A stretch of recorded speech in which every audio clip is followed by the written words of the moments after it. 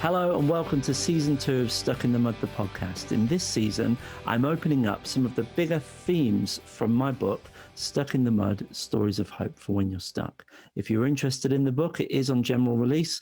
What I say to people is, look for the yellow boots. Now, in this season, I'm interviewing a bunch of different people in a way that I hope you'll find interesting. What we've done is chosen a theme, prepared 4 questions each for each other, and then taken it in turns to open up the conversation to see where we go. I hope that you enjoy all of these conversations, and I really hope to see you soon. Well, hi, and it's really good to see you. This is the second season of the Stuck in the Mud podcast. In this season, we're asking 4 questions to each other. And today I've got a really good friend of mine, a guy called Adam. Adam, today we're talking about parenting. Or I guess more specifically, we're talking about being dads, and we're very qualified for that. But Adam, just before we get into these questions to each other, why don't you introduce yourself a little bit, where you're at, and how we know each other maybe. Yeah. Okay. So my name is Adam. I'm here in sunny Halesowen, which is just south of Birmingham, in the middle of the UK. I live with my wife Bridget and my 2 twin boys, Douglas and Huckleberry, who are 3.5. And we're also expecting another baby. I'm not sure if it's a boy or a girl yet. I'm thinking it's a girl. But we're not sure. We don't know. We're going to find out in 2 weeks because that's when the due date is. So that's exciting. I'm in pastor of a church here in Halesowen called Life Central Church, and I know you because you were my life saviour when I started off in my youth ministry stuff a few years ago over in a town called Bewdley, which is quite far away. So yeah, that's how we know each other, and we've become good friends, haven't we, really, over the years? Yeah, it's been so good. And actually, what was just fantastic about getting to know you and you being really down the road from where I lived, it was like the next village down. It was like there were times when I'd just be like, I just need some Adam time. And we go to the pub and get some ales and just sit there by the fire in the pub in Bewdley. So good. And now you're so far away, and we have to concoct reasons to talk over interviews. So weird, isn't it? Yeah. So weird. But let's get into this. We've got 4 questions for each other. We don't know what each other are going to ask. We'll take it in turns. Would you like to go first? Yeah, I'm going to ask you this question. It's a big one. What's been the greatest challenge for you as a dad in this last year? Because I think, like, in this year, we've been through 3 lockdowns. So what's been the greatest challenge for you as a father in this season? I think that's a challenge for me because I want to be an amazing dad. Like I want to be an amazing dad, but the greatest challenge for me, I think, has been coping with the fact that if we're all locked in 4 walls, that I'm not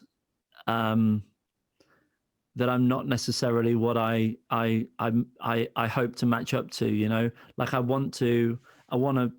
got 3 kids, a 14-year-old girl, an 11-year-old boy, a 6-year-old girl. And obviously in the 3 lockdowns, I was working as well. And they've got challenges and I've got challenges and my wife has got challenges and, you know, all this different stuff. Right at the center of it all, I want to be the kind of dad that I hope I am in normal times, you know, with time for them, with interest in all of their interests and all of that sort of thing. But I think the greatest challenge has been that I don't think I've been that. And that makes me feel rubbish. Do you know what I mean? Like, it makes me feel horrible because as a youth worker as well, there are times when, and I mean, you must know this with church, there are times when, like, and like pastoring, I mean, you know, there are times when, like, there's a bunch of stress and nobody's getting my best. But then I go, okay, everybody, I've got to now do a youth group. And I click go and I go, hey everybody, let's have some fun.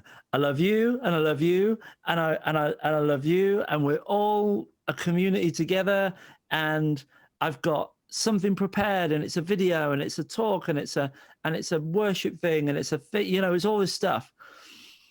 And I just know that in the other room I've not matched up to that standard that I kind of set myself for, and it eats away at you.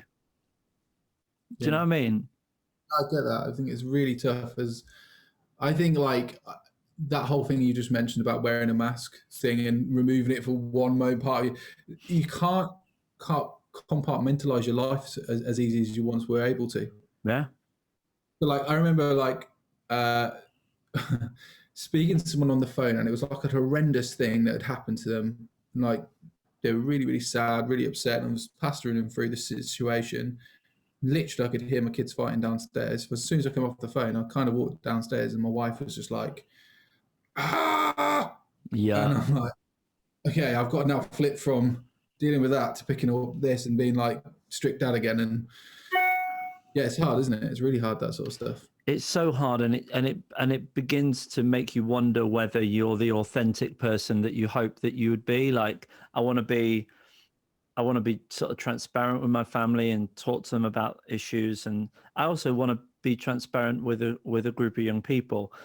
But lockdown has been so weird, because there would be times, if let's say I left the house and something had gone wrong in the house, and I drive to the place I'm working, or drive to the place I'm doing youth work, and then I sit there with young people, there might be an appropriate moment to say, I hear what you're saying, maybe they've had a hard time. I'll be honest with you. I'm sat here listening to you thinking, I had a hard time at home earlier as well. And there's a bit of space in between when you can perhaps do that appropriately and be transparent. But if you're going from one room to another room just onto a Zoom call, I can't be like, hey guys, yeah, I just rowed with Madeline, or Louise's, we're on this youth club. Just know my wife's not very happy with me right now. I can't do that. And so it eats away at my feeling of whether I'm being authentic or whether I'm being consistent, but that feels hard. And that is a hard question. That's a big one to start with. Let me ask you a question here. So I talk a lot in my book. Like, one of the reasons why this podcast exists is because I've launched my book, Stuck in the Mud, and I talk at Stuck in the Mud about parenting fails, all right, and particularly parenting fails that very much ended up defining moments. So, like, moments in time where something happened with the kids, and as a parent, it was an absolute fail, but it ended up being one of the big leapfrog moments that launched us into something new. Can you think of anything like that in your time as a dad, where you're like, oh man, I really failed at that, but I learned a lot from that, and it's helped a lot? Yeah, I think probably the whole thing of being a dad is like that in many ways, isn't it? Like, I think being a twin dad, especially, has been a tough journey for us, because we were so naive, especially I was just like, oh, this would be a blast.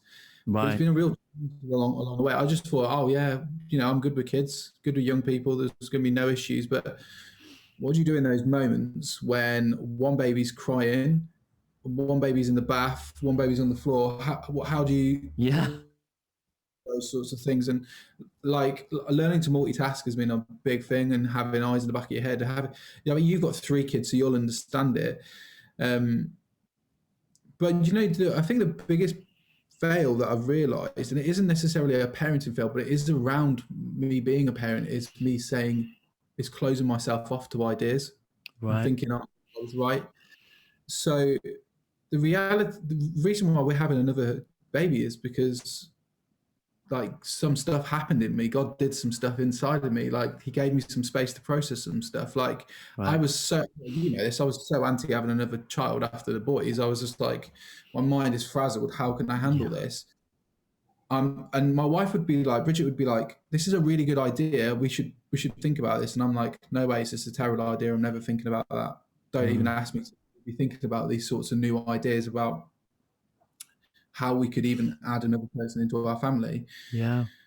But having 2 months off last year due to COVID, I had like 2 months off paid, and it was like a moment where I could just detach away from all the stress, because Yeah. being a parent and being a dad is stressful. And I think Yeah. when you work, because as a dad you work and you feel a weight of responsibility to earn the money, set a standard, all those sorts of things. When that's kind of removed from you, your identity remains as a dad. Do you know what I mean? In that sense, yeah, your job's not there. Yeah, but you're still a dad, and your kids rely on you and love you. And I think in that season, Yeah. when I wasn't working, I think I realised, actually, do you know what? I've been so closed off to this idea because of, like, I've been so hung up on the stress of being a parent Yeah. that actually I've missed the fun of being a parent. Yeah.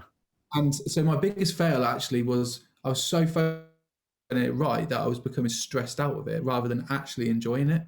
Yeah. And so months of being with my kids are like, they're a whirlwind. They are brilliantly mental. They're absolutely phenomenal boys, and they're hard work.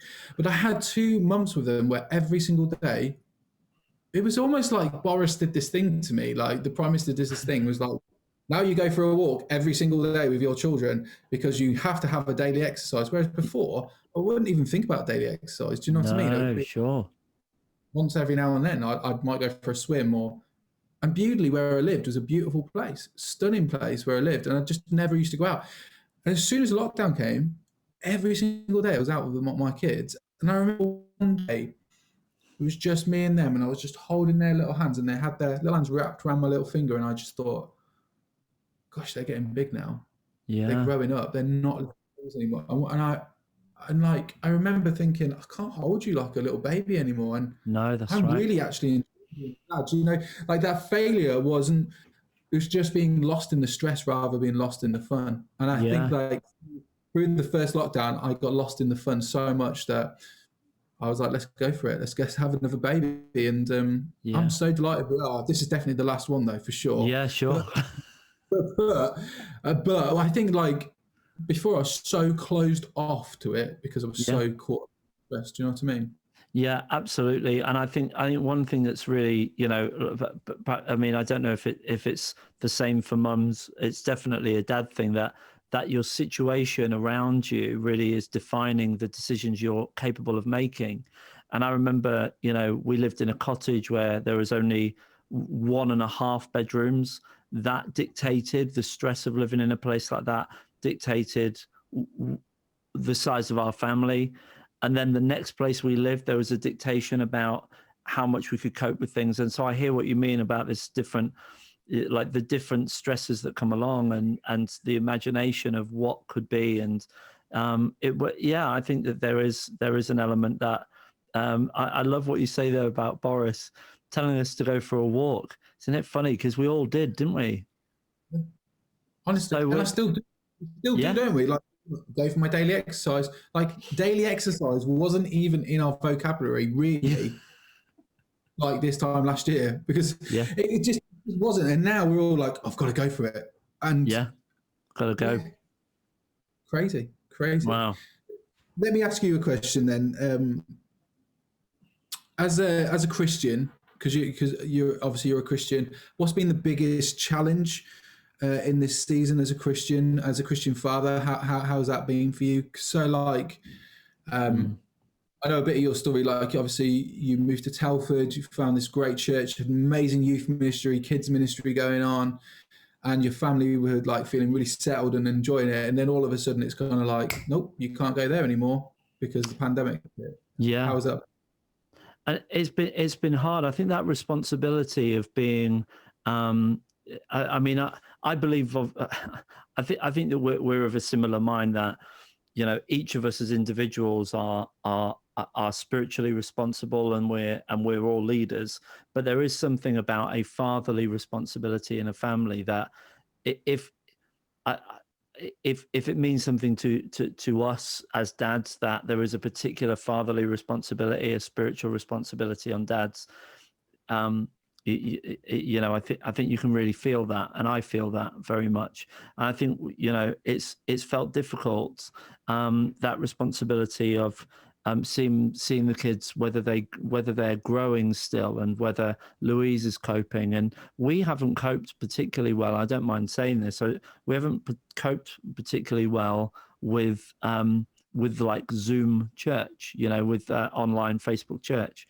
Now, that's not to say we've completely disengaged from church, but it's been, a year now since we've had that kind of community feeling in the house, and I feel difficult about that, because I have this feeling that there's a spiritual responsibility that me as a dad, I've got to be setting a standard, and I've got to be leading the family. Now, the truth is, of course, there's two of us in this house that have got that responsibility. Louise is the other one, but we're both struggling in different ways. And so, as being a Christian parent, I do feel a weight on that. Now,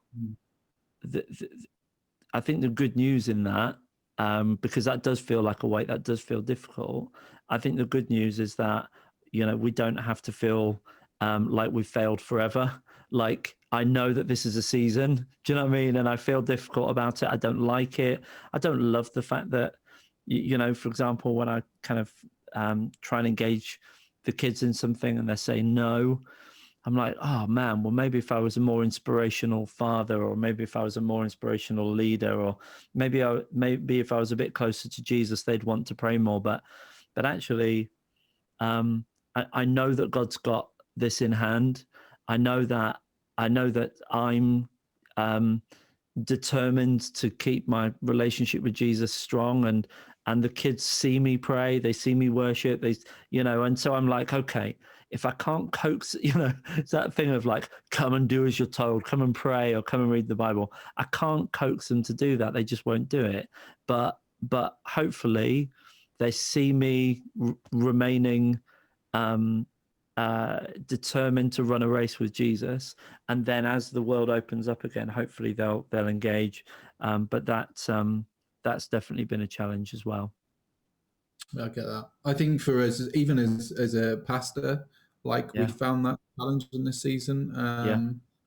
Like, we're super blessed to have be part of a church with great kids ministry and youth ministry, and this isn't me blowing my church's trumpet too high, but the engagement of young people in our church has been amazing in this season. Wow. But we have drop off in this last lockdown, if I'm honest with you, because people are fatigued and they're weary, and the kids work has been unbelievable as well. But it's the challenge of getting your kids to engage at home is very different to bringing them to an amazing facility with amazing things going on.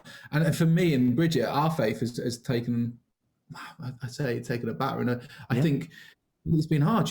Like, even as a pastor, to engage with our online church, I would say, is up there with some of the best. But to engage with that while your kids are screaming at you at home, I want this for dinner, I want that. Can you put Blippi on? Can you put Amazon Prime on? And you put it on, and all you can hear is their stuff over your stuff, and it's trying to carve that time out, isn't it? In order for everybody to sort of forge their relationship a bit deeper with Jesus, and how you do that. I think for us, the biggest win that we've had is our prayer life as a family. Right. With our kids when they go to bed, and making sure that rhythm is still in place. I think, like church, if they do it, it's a total win. If they don't, we're not going to hold it against them. Do you know what I mean? In that season. This actually leads quite nicely on, I think, to the question I have for you, mate, which is about the idea of leaving a kind of healthy legacy, or planting a healthy legacy in your kids.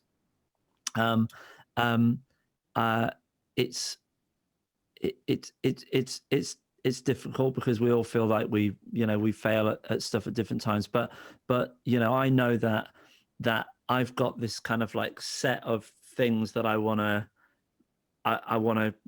kind of give to my kids through who I am, my faith, my love for them, my hope for their future, all this different stuff. What kind of legacy are you trying to leave in your lads? It's a really, really good question, and one that I've been thinking about for a while. Um, what I did actually a few years ago, I wrote an obituary about myself from my kids, Wow. and it wasn't me necessarily saying that's who I was right then, but it was saying who I wanted to be, and I think I've heard that's about people doing that. That's fascinating. it's really helpful. And I've done one from Bridget, I've done one from my parents and from my friends, my colleagues. And so every now and then I'll just revisit that, and it helps me sort of check if I'm doing those sorts of things. Like, I think, like what you said, I want my kids to know that I was available Mm. for the, I think, first of all, that I was available. And to be honest with you, a lot of the time I fail at that because I'm Yeah. very busy and I allow my things to become dominant in my lives rather Mm. than putting them to one side and going, okay, do you know what? My relationship with you is Yeah. far more important. And I think, like, going back to that question earlier about how I decided to have a third child, Yeah. that was the whole thing of like actually laying down my ministry, laying down stuff, and just picking up being a dad again and loving it. Yeah. And I think the legacy I want to leave my kids is like Jesus comes first in our life always. Like, Right. whatever decision we make, we do it through Jesus. We're prayerful, we're careful, but we're adventurous. I want my kids to have an adventurous spirit. Like, I want them to be brave. I want them to stand up for injustice. And so, Yeah. like, when we talk about stuff at home, like injustices. So, for instance, whatever your stance is on the Harry and Meghan thing, put that Yeah. to one. Racism and mental health is in today's society. Now, Bridget's a mental health nurse, so that's great. So we can talk about that quite Yeah. open. But we're a white family in a very white neighbourhood. There's not going to be much racism going on around us, really, that we are going to be aware of. So it's my responsibility to talk about that, to Yeah. help them understand that's going on in today's society. And Yeah. I think that's it. I want them to be caring, compassionate men. But I think for me, I want them to be who God has called them to be and made them to Mm. be. There's no point in me saying, come on, we all would love our kids to be famous footballers or like musicians, actors, whatever. Yeah. But what if Doug don't want to be that, that's absolutely fine. And if Huck don't want to be a footballer and he's into ballet, I'm going to back him, and I want him to Yeah. know I will back my children 100%. I was always there for them. I loved them no matter what. I was strict, but I was fair. I Yeah. was loving, kind. Those are the sorts of things that I think about when I think about what legacy I'm leaving my children. I want them to be strong, confident men, really. And I think Yeah. this is a good question for us as parents, because we often get it wrong. We think, oh, we're raising a child. No, we're not. We're raising men and women. Exactly. Yeah. And we stop thinking we're raising children. I'm not saying don't treat them like children, because there's loads of fun in that, but we are raising men and women. We're growing men and women. Yeah. And you know, whatever they're to be in the future, I want them to have integrity and love and Yeah. gentleness. You know, It what is about funny. yourself? It is funny actually. Just this idea about raising men and women. I think our Western culture, and I don't mean Christian culture. I mean just generally. I think that we've become obsessed with raising babies. Yeah, We're kind of getting our ducks in a row, and I don't necessarily mean this as a bad thing. Not a bad thing in the first instance, anyway. You know, we're like, let's get the mental health in maternity right. Let's get the mental health and the support right in the early years development. Let's make sure that there's enough money available, enough time available for paternity leave, for maternity leave. Let's make sure everyone has rights. And then you see through the sort of mainstream kind of consumer culture that there's a lot of emphasis on, you know, treating your baby right, you know, kind of being a gentle father with your tiny baby, things like that. But there is precious little out there for the formative stages, and it's almost like we've become addicted to the idea of being a perfect parent when it's little. But actually, you know, the challenge for us when our kids are teenagers is, you know, I mean, my eldest daughter Madeline, she has got 10 ideas a day You know, she wants to bake, make, paint, grow, earn money. She wants to do all these different things. And if my legacy, talking about coming back to this legacy thing, if the legacy I leave in her is that there is no possibility of her own movement, then I'm doing her a disservice. Like, I mean, she came earlier today to me. She was like, because she has to isolate from school at the moment, but basically she was like, I'm gonna make this cake, this cake, this cake, this cake, and this cake. And the first thought I had was like, oh no, that's going to really interfere with my day. It'd be really easy for me just to say, no, that's not going to work today. But actually, I want to plant a seed in her imagination of yes. And so I kind of was like, well, that sounds like a lot of cakes, maybe like focus on a couple, but that sounds really exciting. And that legacy, then, you know, that thing that I'm putting in her of, you know, it is possible, you are capable. I want to do this together. You know, that's good stuff. But I see this sort of obsession with, you know, raising children. Actually, Madeline's nearly an adult. I've got to think of her as, you know, as an adult and in her growth. And Samuel's 11. He, you know, okay, I've got to start treating him like the kind of, you know, the possibilities are there for him as an adult as well. So, you know, I think there's a lot in that. I think the other thing as well is like where they're at in this society, this generation, it's very different to where we were at. Like the rate of information that people pick it up that is available for people at all ages is so much vaster than it was ever previous. So like Doug, he's 3, and he came to me the other day and went, Daddy, I need an iPad because I've got to sort out my Facebook. And I was like, where have you learned those words from? And also, I was blown away by it. But I thought, that's amazing that he's picked that sort of language up from us. I mean, the other day I was getting him to, I had an electric sander, and I said to him, do you want to come and sand a piece of wood for me? And Bridget was like, are you sure you want him to do that? I'm like, listen, like I want to give him I want to treat him with a bit of responsibility. He's asking for that responsibility. I'm not saying, here's electric sander, see you later, I'm off. Here's a saw. Yeah.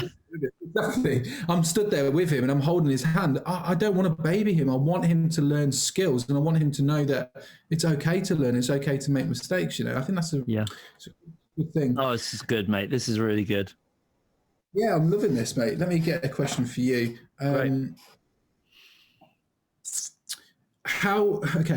This is a bit of a more of a personal one. How's your mental health been in this season as a parent, as a bloke? How have you found your mental health? How have you managed that stuff? Okay, so lockdown 1, I was like, I felt superhuman. I was on it. I couldn't understand at all why anyone was worried. I couldn't understand why anyone was struggling. I was on it, and I'd say that my mental health was in a good place. Like I was in a good place. This third lockdown,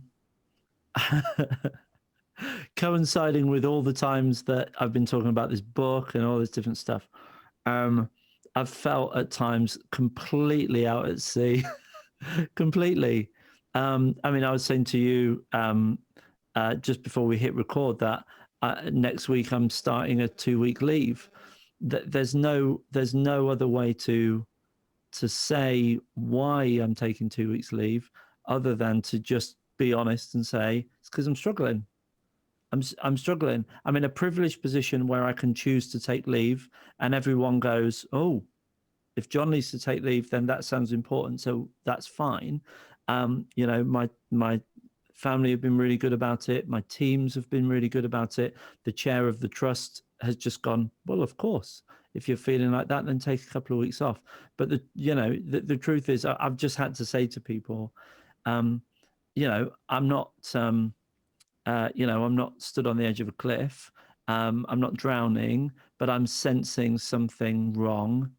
that needs space and needs time. You know, it's like what you were saying a few minutes ago about, you know, you had the gift of a couple of months to process, and you saw the wood for the trees. That's me putting words in your mouth, but in a sense, that's kind of what you're saying. But I need a couple of weeks for that, because my mental health, I think, has not been particularly good, and I can explain it away, mate. It's winter. We've been indoors. We couldn't do the daily walk. There's been a lot of pressure. I released a book. You know, I can explain it away, all this different stuff. Actually, it's just that I've been feeling a bit rubbish, and I've needed to go. I'm not doing well. I'm not doing as well as I'd want to at work. I'm not doing as well as I'd like to in my kind of private life. I'm not being the kind of dad I want to be. And so I've got to recognize that and not just plow on. I can't just plow into a bottle of vodka. Like I'd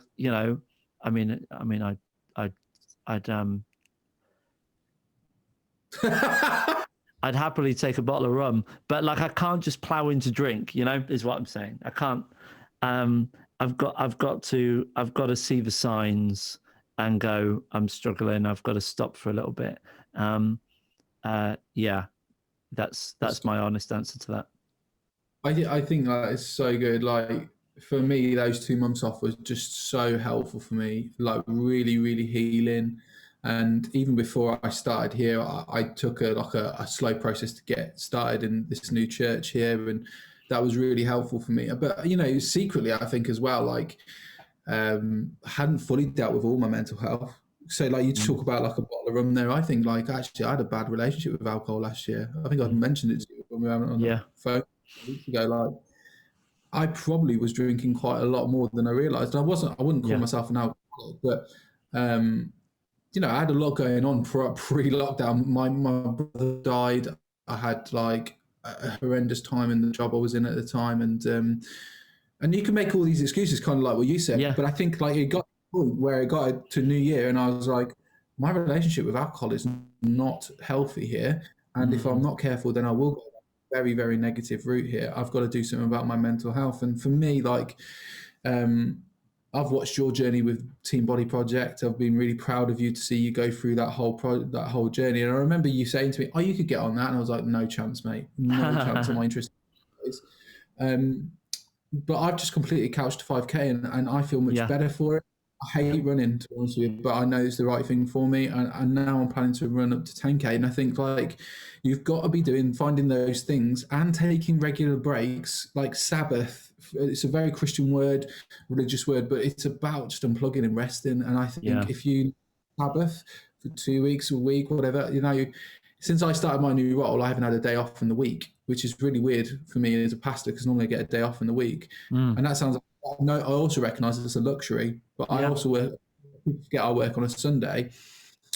And that's affected me. And I'm about to have another baby, and I've just had to have a conversation today with my boss and say, hey, do you know what? Like, I'm going to be having a day off during the week.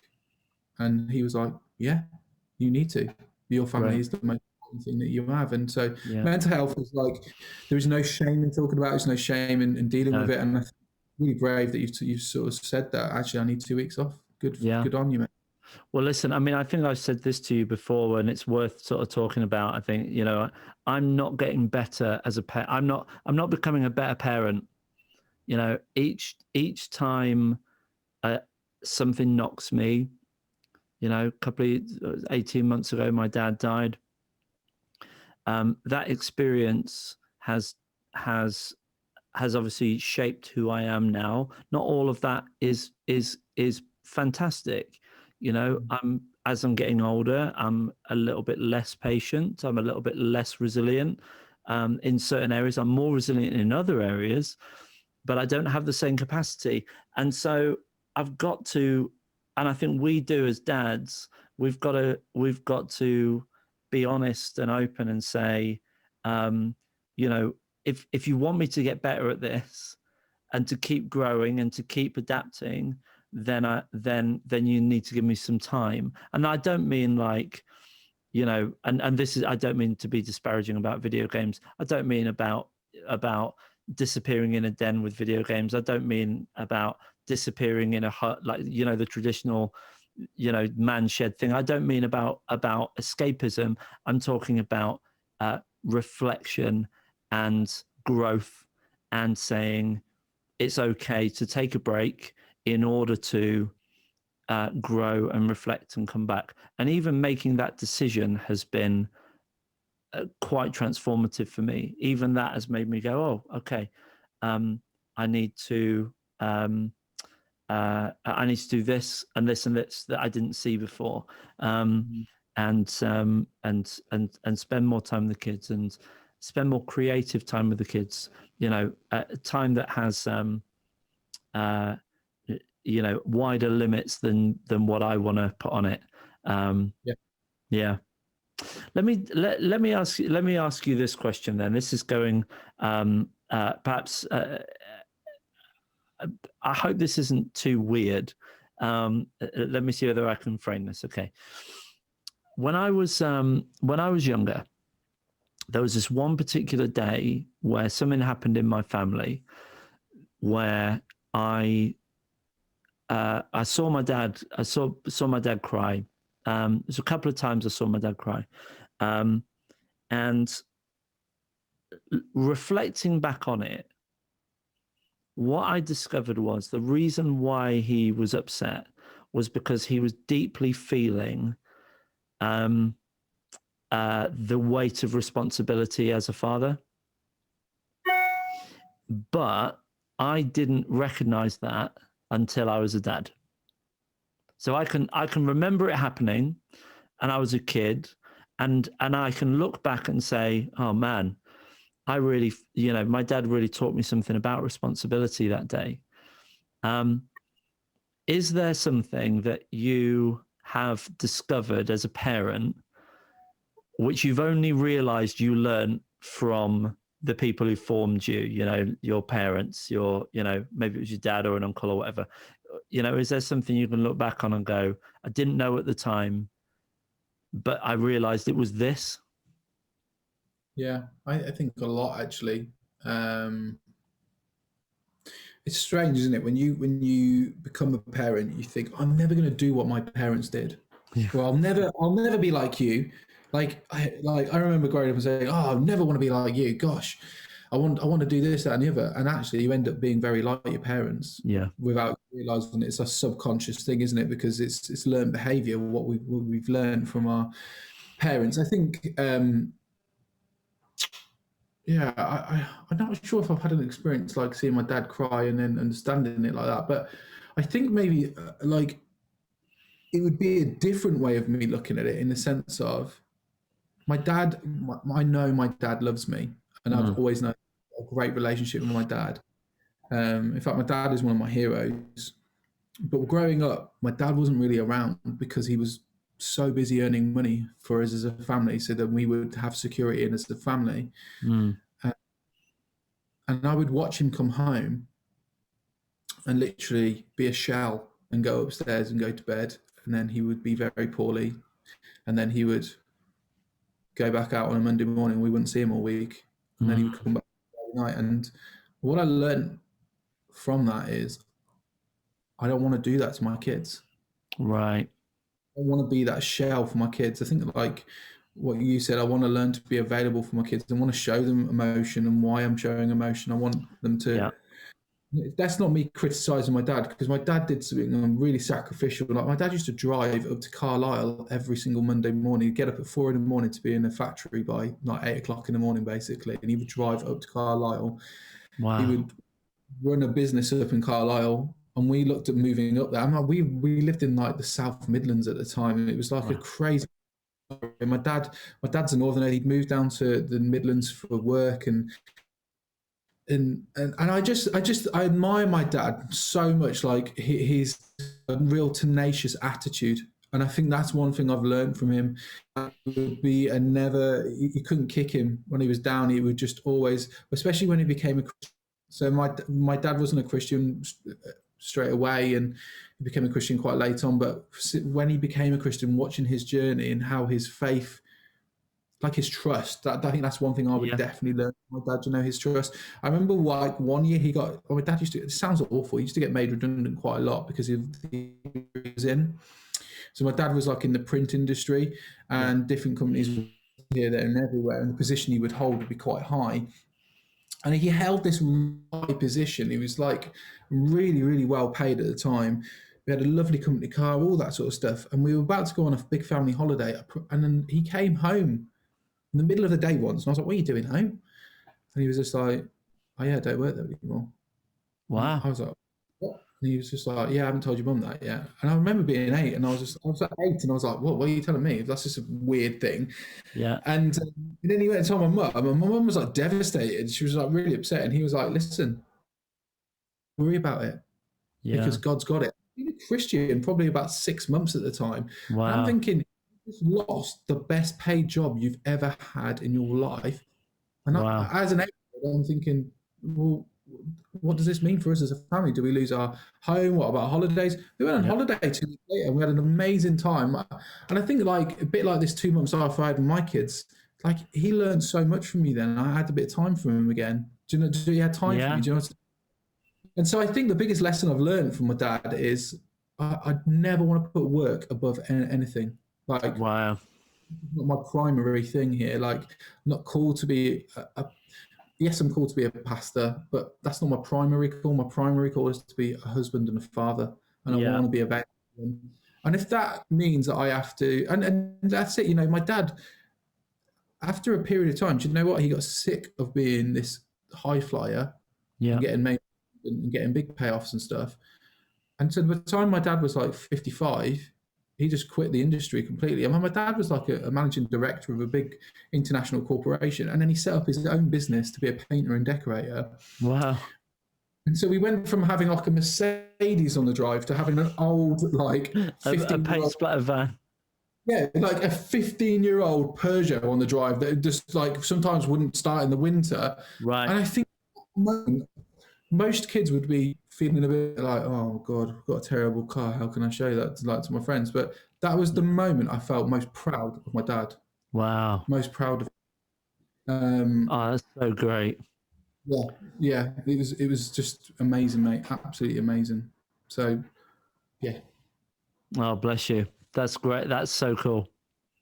crazy. I've got one question for you Go to on. kind of round off with. What's been the greatest lesson that you've learned in this last year? What's been the one thing that you're going to take away from the pandemic 2020? What are you going to move forward with? What's the thing that you're going to hold on to the most? Oh boy. That's a big one.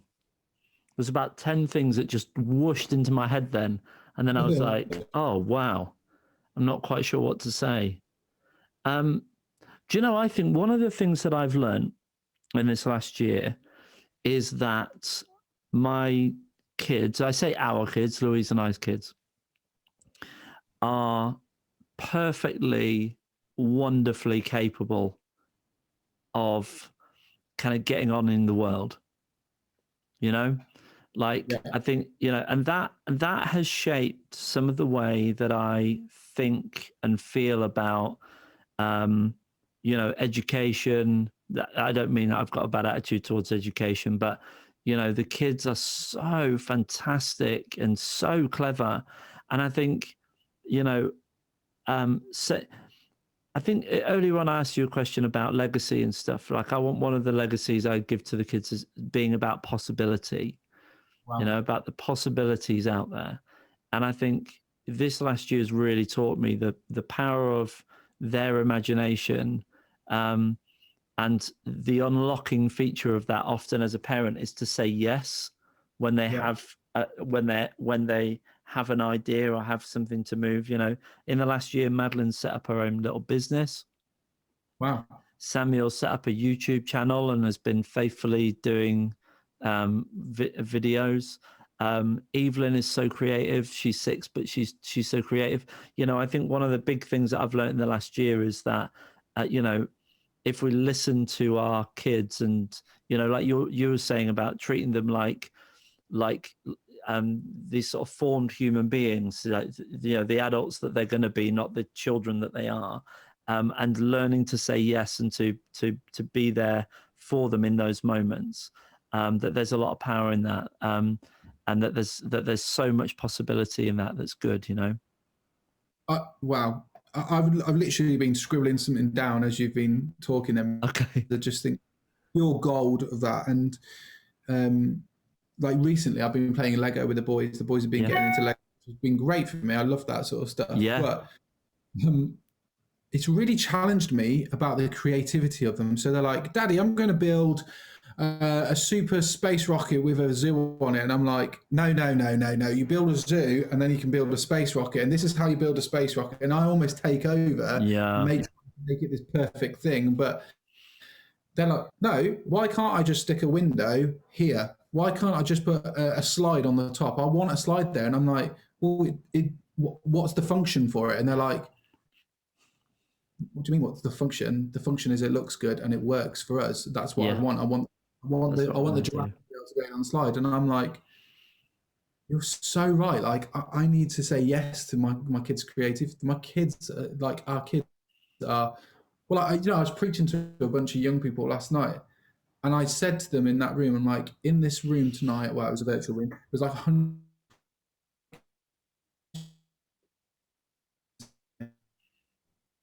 That is true. To unlock that potential and to encourage that potential, and as what they're saying and watching where they, I just think, well done, mate. That's amazing. Mate, thank you so much. That's so cool. And I've got my last question for you here, and hopefully this will wrap us up nicely. Is just a really simple one to finish with. What, I'm hoping that dads will listen to this, that we can get this out to some people that will go, good, I want to hear two guys talking about being a dad. Give us a top tip to wrap this up. I mean, I think if I listen back to this, I could probably make a list of about 10 top tips. But what's your kind of like top tip for being a dad? And you can make it top tip for being a dad of twins if you like, because that's unique. I've never done that.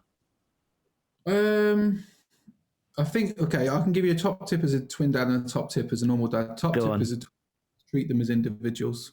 Like my kids are so different. They're from the same womb. They're 3 minutes apart. They look very, very similar.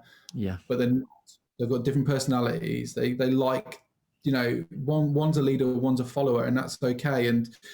But we treat them as individuals. And I've learned, we've had to learn to do that and learn to let them express their creativity as they do that and who they are. One's an introvert, one's an extrovert. And so there's no point in that's amazing, isn't it? Like that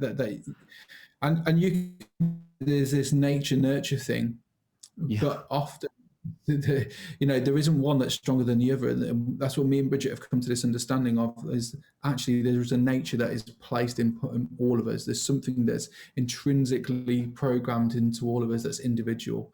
Yeah. But we have ways of how that individuality, and I think that's so important. So I think as a dad is, my greatest advice would be enjoy it, because it goes so quick. I think it goes so fast. Like my boys are going to go to primary school in September.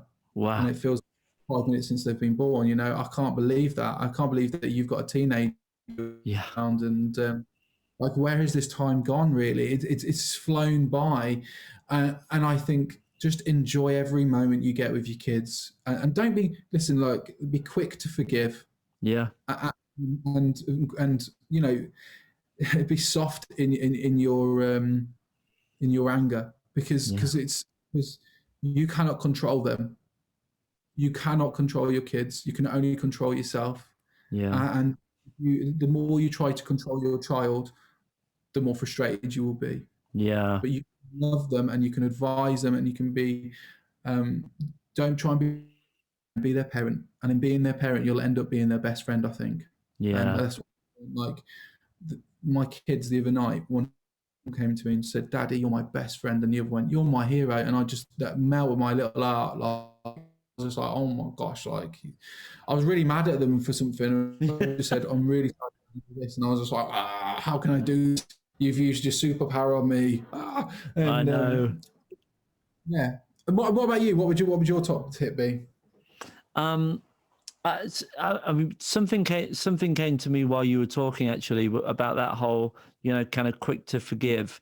My top tip for dads, particularly dads of girls, because I've got two girls. I obviously got a boy as well, but you focused on the twins. I'll focus on being a dad of girls. So you said be quick to forgive. My top tip is be quick to apologize, because I find that I will give an opinion really quick. So they'll say, "What are we having for dinner?" And I hear 3 questions down the line. So they say, "What are we having for dinner?" And I can just hear them moaning. Right? So they say, "What are we having for dinner?" And I say something funny like broccoli sandwiches. No, Daddy, what are we having for dinner? Look, you're just going to whinge. Let me just make it, and then you can, think it. What are we having for dinner? And then I'll say, actually, because this happens frequently, actually, I really haven't given it much thought yet, but probably pasta, right? Something basic, something like that. Now, my girls will say, because they're very creative and very switched on, my girls will say, "Oh, well, I'd hoped that maybe we could have," and then they'll say the thing like, "Maybe we could have cheesy chips," and I'm like, "Look, just because you've come down here saying that you want cheesy chips doesn't mean it's going to happen. Like, I've got to be responsible." So I'm like, "I'll have a go," right? And then they'll leave the room and I'll go, "There's literally no reason why we can't have cheesy chips. Yeah. I'm just being an asshole, basically." Yeah. Like, I had a best intention of like wanting to have something reasonably healthy, but basically there's no reason why not. Now, as a dad, I think it's really hard then to admit that you're wrong. But I would say this top tip for me, and I practice this often, is to call the kid back. So I call Madeline back or call even back, and I just lay it out. And I say, "Look, sometimes you ask me questions that I'm not able to cope with, and I act badly, but giving me a couple of minutes to mull it over, and mulling over that conversation, I've realized we probably could have cheesy chips, and I'm really sorry that I was too quick to say no." And then we kind of hug it out, and I'll say, I'll kind of take Madeline by the shoulders and say, "You had a really good idea. I was impatient. And, you hear me? You were right. I was wrong." And try and make something of it. But being quick to apologize, because I'm very quick with an answer. I've got 10 for you. Ask me a question, I've got 10 answers for you. But actually realizing that there was a thoughtful thing that happened that I wasn't on board with, but I can be on board with because it's perfectly acceptable. So that's my top tip. Be quick to apologize. Change your mind, dads. And particularly if you've got girls, it actually does the world of good to your relationship to let you girls know that you are fallible, that you can change your mind. I know that you do that because I've witnessed you do it with your kids. I've watched you do it, Yeah. and I've learned from that. And I do that often. I do that now with my boys. Yeah. Because I've seen it work. So it's not just a top tip; it is a fact that works. And that humility, that's another legacy that you're leaving to your children. I hope so. And honestly, like I've learned to do that as a result of watching you. Mate, that's such a blessing to hear that. I really do appreciate you. And listen, I don't know if you're aware of the time. We've been talking for nearly an hour, and we probably should wrap this up. So what I'm going to say is, I hope that for you listening or watching the video of this, that you've enjoyed our conversation. The great thing about this conversation, Adam, for me, is that because we're friends, because we've walked some of this parenting stuff together, we've talked about it. For anyone listening, they're getting a real conversation here and some real stuff. And I hope that there's stuff to take away for people listening. I certainly feel like I've learned from you today. And I'm really grateful of your time. And this has been real fun. Thank you so much. Mate, loved it. Loved it. All right. Well, I'm going to stop record and we'll carry on talking for a minute. But thank you so much for watching, and I'll see you soon.